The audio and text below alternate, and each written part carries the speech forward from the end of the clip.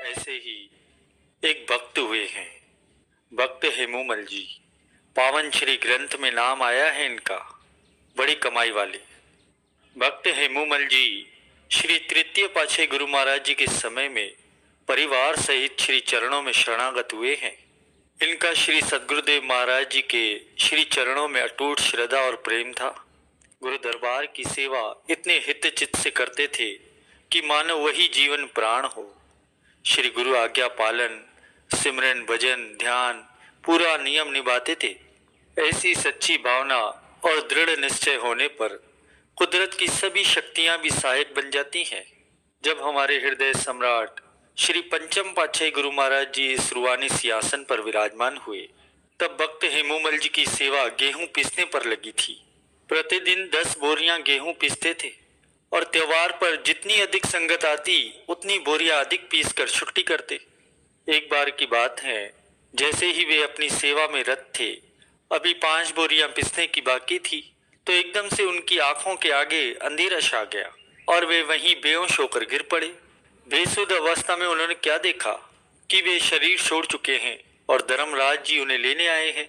धर्मराज जी अपने दूतों से कह रहे हैं कि जल्दी करो, इसके श्वास पूरे हो चुके हैं, इसे यहाँ से ले चलो। भक्त जी ने उनसे पूछा कि तुम कौन हो और मुझे कहाँ ले जा रहे हो? तब धर्मराज ने उनसे कहा कि मैं धर्मराज हूँ। तब भक्त जी ने जोरदार आवाज में कहा कि धर्मराज, आप मुझे ले जाने वाले कौन होते हो? अभी तो मेरी 5 बोरियां गेहूं पिसने की बाकी पड़ी हैं। मैं सेवा को अधूरी नहीं छोड़ सकता। मैं तो श्री गुरु महाराज जी का सेवक हूँ। आप मुझे उनकी आज्ञा के बिना कहीं भी ले जा नहीं सकते और ना ही मैं जा सकता हूँ। क्या आपने मेरे श्री गुरु महाराज जी से आज्ञा ली है? बेचारे धर्मराज जी असमंजस में पड़ गए कि क्या करें और क्या न करें। इतने में एक आवाज आई और एक दिव्य ज्योति ने धर्मराज के समीप आकर कहा कि इस समय इसे यहीं छोड़ दो, यही हमारी आज्ञा है। भक्त जी के सम्मुख ही धर्मराज जी आलोप हो गए। भक्त जी के निष्प्राण प्राणों में प्राणों का संचार होने लगा। उन्होंने आंखें खोली और मन में विचार करने लगे कि मैंने सचमुच ही यह दृश्य देखा है या एक स्वप्न है। जो भी है, ये तो पता चल गया कि श्री गुरु महाराज जी हमारे अंग संग हैं। भक्त जी जब पूरी तरह सचेत हो गए तो वे सीधे श्री गुरु महाराज जी के श्री चरणों में पहुंचे।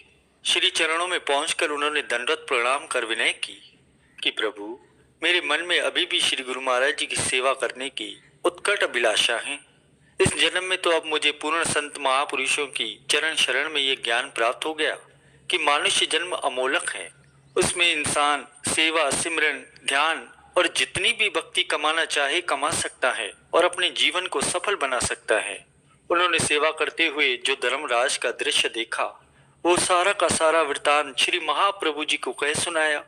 तब महाप्रभु जी ने मुस्कुराते हुए फरमाया, हे मूमल, तुम्हारी श्रद्धा और विश्वास, प्रेम और सेवा के प्रति अविचल भावनाओं को देखकर हम तुम पर अति प्रसन्न हैं। तुम्हारे दिल में जब तक सेवा करने की इच्छा है, तब तक नित्य प्रति 5 बोरियां गेहूं पिसने की रह जाए तो सेवा से छुट्टी कर लिया करो। इस प्रकार जब तक तुम चाहो सेवा करो। तब भक्त हेमूमल जी महाप्रभु जी का आभार प्रकट करते हुए प्रसन्न चित्त मुद्रा में अपनी सेवा पर पहुंच गए। कुछ समय के लिए उनके पास एक भक्त जी सेवा के लिए आया करते थे, तो उन्होंने उस भक्त जी को भी श्री वचन सुनाए कि मेरी अनुपस्थिति में 5 बोरियां गेहूं हमेशा पड़ी रहनी चाहिए। ऐसे ही गुरु हरिराय साहेब जी किरतपुर में विराजमान थे। संगतें दूर दूर से आकर बेशकीमती पदार्थ चढ़ा रही थी। कोई सोने के सिक्के चढ़ा रहा था तो कोई चांदी के, कोई तो बढ़िया खाने के पदार्थ चढ़ा रहा था। लाइनें लगी हुई थी और जो बड़े बड़े धनवान लोग थे वो श्री गुरु महाराज जी को विनती कर रहे थे कि सच्चे बादशाह, हमारे घर में चरण डालो, हमारे घर में भोजन खाओ, संगत को भी साथ लेकर आओ, हम आप सभी की सेवा करेंगे। श्री गुरु महाराज जी जिस पर प्रसन्न होते उन्हें तारीख दे रहे थे कि हम आपके घर इस तारीख को आएंगे। अब उस समय श्री गुरु महाराज जी का ये हुक्म था कि 2200 घुड़सवार सैनिक हमेशा अपने साथ रखने हैं। अब उस समय श्री गुरु महाराज जी का ये हुक्म था कि 2200 घुड़सवार सैनिक हमेशा अपने साथ रखने हैं। इतने लोग हमेशा गुरु महाराज जी के साथ रहते थे और उनके अलावा संगत भी साथ होती थी। अब इतनी हजारों की तादाद में संगत को तो धनवान लोग ही अपने घर बुला सकते थे। उसी समय जब धनवान लोगों को श्री गुरु महाराज जी तारीख दे रहे थे, तो एक गरीब बूढ़ी माँ जिसके कपड़े फटे हुए, जिसका कोई नहीं था संसार में, हड्डियां निकली हुई, क्योंकि खाने को एक टाइम भी पूरा नहीं पड़ता था, बिल्कुल अकेली, वह बूढ़ी माँ पीछे दूर खड़े होकर गुरु महाराज जी के दर्शन कर रही है। श्री गुरु महाराज जी को देखते हुए, दर्शन करते हुए वह बूढ़ी माँ मन ही मन रोई जा रही है। आंखों में उसकी आंसू थे, मन में सोच रही है कि काश मैं भी धनवान होती, श्री गुरु महाराज जी को अपने घर पर बुलाती। मेरी तो झोपड़ी है पूरी तरह टूटी हुई, मैं श्री गुरु महाराज जी को कहाँ से लेकर जाऊं। वह बूढ़ी माई रोज अपने घर से पैदल चलकर दरबार आती थी, क्योंकि उसकी कुटिया शहर से बाहर दूर जंगल में थी। रोज दरबार के पीछे खड़े होकर गुरु महाराज जी के दर्शन किया करती थी और वहीं खड़े होकर मन में विचार करके रोती कि मैं कैसे गुरु महाराज जी को अपने घर लेकर जाऊं। वह बूढ़ी माता जी डर के मारे श्री गुरु महाराज जी को आगे आकर माथा भी नहीं टेकती थी।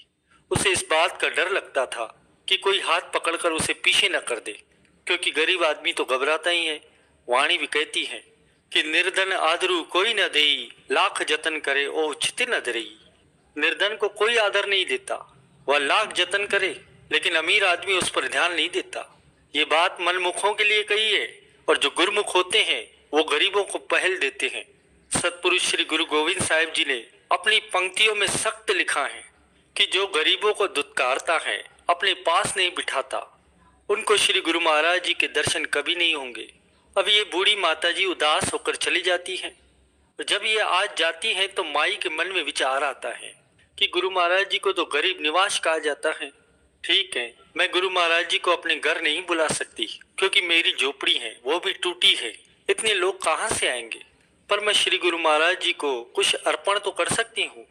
मैं गुरु महाराज जी को भोजन अपने घर में बुलाकर नहीं करवा सकती, लेकिन भोजन बनाकर तो ले जा सकती हूँ।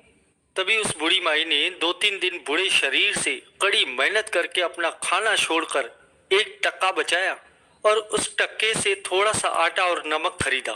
ब्रह्मा मुहूर्त उठकर स्नान करके नाम जपते जपते नमक डालकर 2 आटे की रोटी बनाई। साफ कपड़े में 2 नमक की रोटी लपेटकर गुरु महाराज जी को देने के लिए चल पड़ी।